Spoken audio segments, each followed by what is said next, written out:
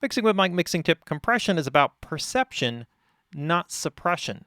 One of the biggest confusing things that people have about working with compression is understanding exactly what compression does. So I want to talk about it because compression essentially is dynamic volume control.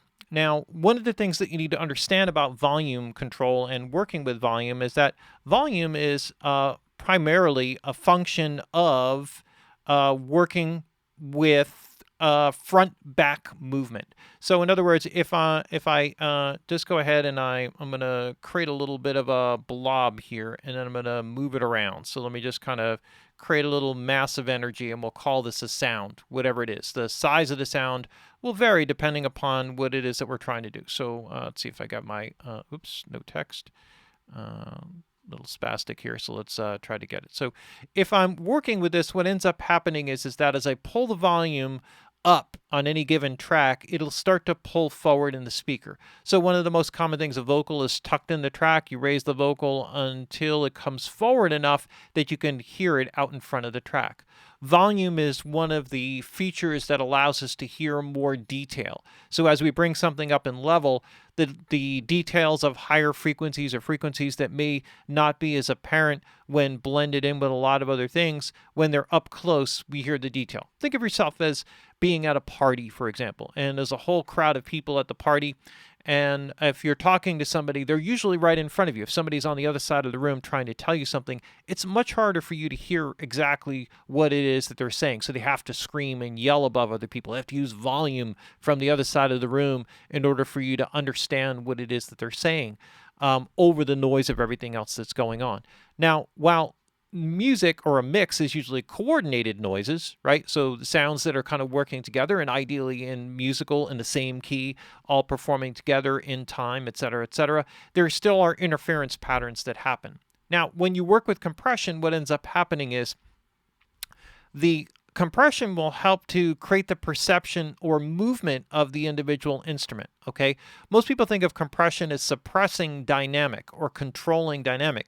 And while there is a truth to that, if you solely work from the purpose of suppression, like you're just trying to control and constrict, then what happens is the mix that you have will sound very much like it's kind of locked up, like it lacks depth. It'll be like a kind of, everything exists like a box in between the speakers without any sense of depth. And when you use compression effectively, what you're really working with is two aspects. You're working with the attack. The attack controls the transient initially, and then the release time controls the movement. So for example, if you have a fast attack, the transient will get kind of cut back immediately. And what that'll do is it'll give the sound a slight sense of being farther away from you, because something that is at a farther distance will have less of a transient peak energy. If the release is quick, then what happens is the starting place is here, but the sound snaps forward towards you. This is a great way of controlling a sound in a mix where you want it to be present, but when it's up front with a slow attack compression or without any compression at all, it sounds too harsh or hurtful. So that peak control allows you to cut down on that hurtful energy, which mostly exists in the transient energy, and then the quick release allows the RMS signal to kind of pull a little bit more forward. And now what you're getting is a forward movement of the sustain. If you work with a slow release, what ends up happening is that the sound starts from back because the peak is initially controlled and the sound stays back there. It starts to become stationary. If you work somewhere in between, then usually you're selecting some form of a musical value, an eighth note, a quarter note, a 16th note, a triplet note, depending upon the musical speed. So what happens is if you have a fast attack, the sound may be initially frozen, but it snaps back and starts to move back and forth at a value that has musical movement.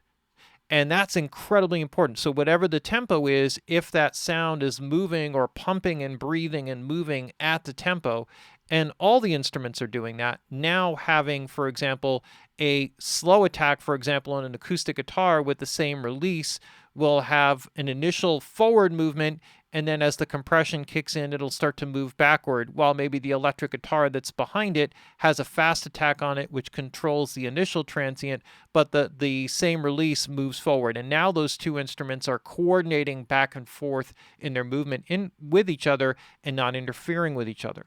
The movement is really critical.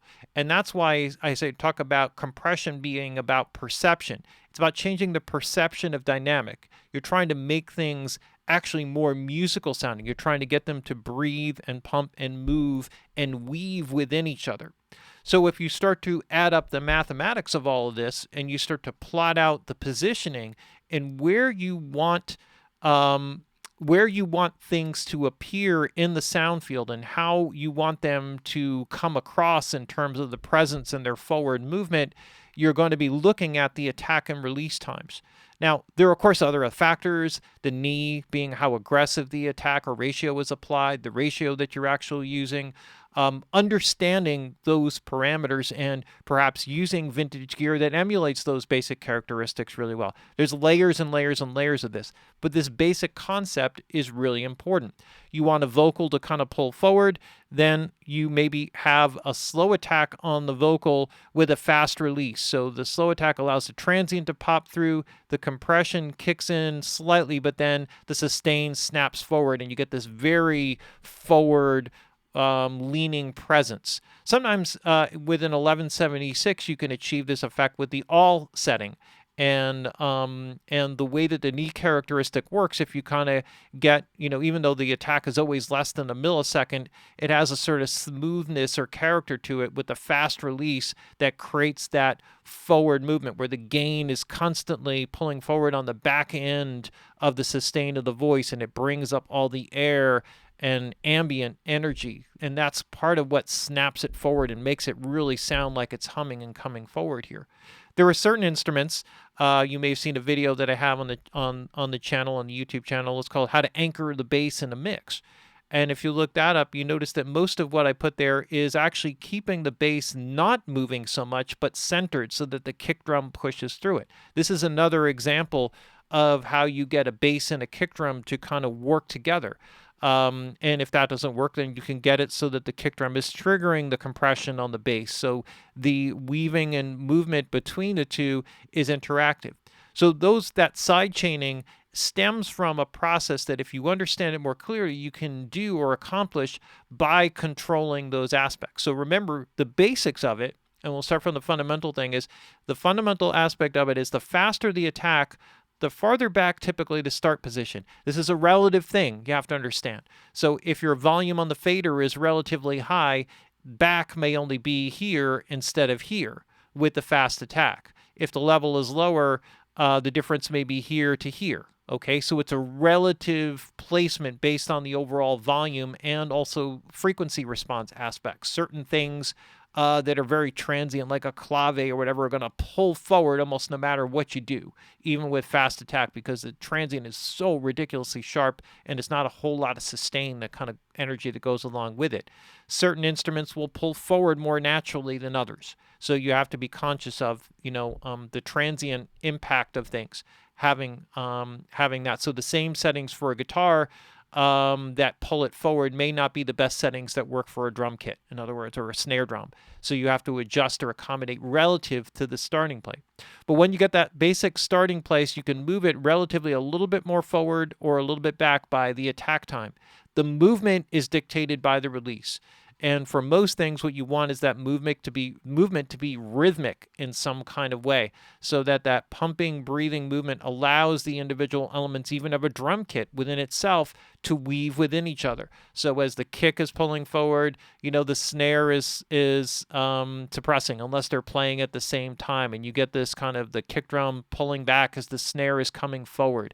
And what that does is it creates this sense, just like the volume movement, when you move a volume of something, it moves it forward or back in the speaker. The compression is now making that activity dynamically happen. And what that does is it creates a sense of depth.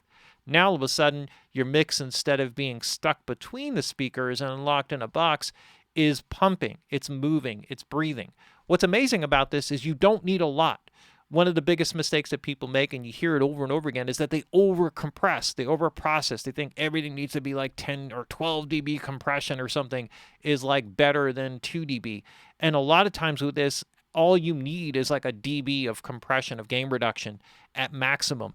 And you get this incredible weaving kind of pumping movement that helps to create the groove aspect of the mix. And there's nothing more powerful than that. If you understand that basic concept about working with compression in the attack and release settings, you can add an incredible amount of depth to your mixes by the way that you stage and interact the elements to each other.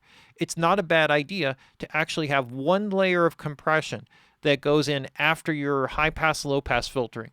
That's the only thing that it does. It's just a simple layering of compression that allows you to stage the instrumentation in the mix before going on to processing. And what you'll find if you do that is that you'll end up doing a lot less EQ work. You'll have a lot less need for layering on too much in terms of effects, or your effects will become more effective because the space and movement of the dry instruments creates the depth and the natural environment that you need. Simple concept, but if you really understand it and you start to get an ear for it, you'll get amazing results in terms of the way that you work. One of the most misunderstood things in mixing is compression. And remember, compression is about perception of dynamics, not the suppression of dynamics. And that is your Mixing with Mike mixing tip.